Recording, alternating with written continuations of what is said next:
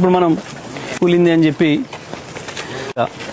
ఏదైతే కాంగ్రెస్ బీజేపీ నాయకులు మాట్లాడుతున్నారో అదే మేడిగడ్డ ప్రాజెక్ట్ పైన మనం నడుస్తున్నాం. ఇప్పుడు మనం ఆ చివరికి వెళ్ళి మహారాష్ట్ర బార్డర్ నుంచి ఇక్కడ వరకు ఇట్లా నడుచుకుంటూ వస్తున్నాం మనం.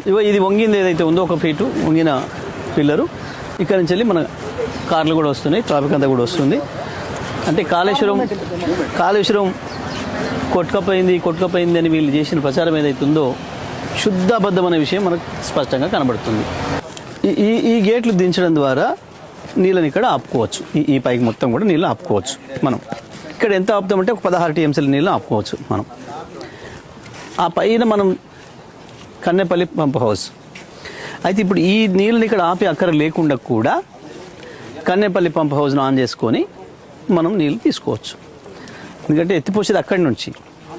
ఇక్కడ దేని కొరకు కట్టింది ఇది కేసీఆర్ గారు అంటే ఎండాకాలంలో కూడా ఈ నీళ్ళని ఆపుకుంటే ఇక్కడ ఆ తర్వాత వచ్చే వానకాలానికి నీళ్ళు అవసరం పడితే ఈ నీళ్ళను కూడా వాడుకోవచ్చు. ఒకవేళ వర్షాలు ఏదైనా సందర్భంలో ఆలస్యం అయితే ఈ నీళ్ళను కూడా మనం వాడుకొని ముందుకు తీసుకొచ్చుకోవచ్చు, నార్లు పోసుకోవడానికి ఇతర అవసరాలకు ముందుగా వాడుకోవచ్చు అనే ఉద్దేశంతో దీన్ని కట్టింది.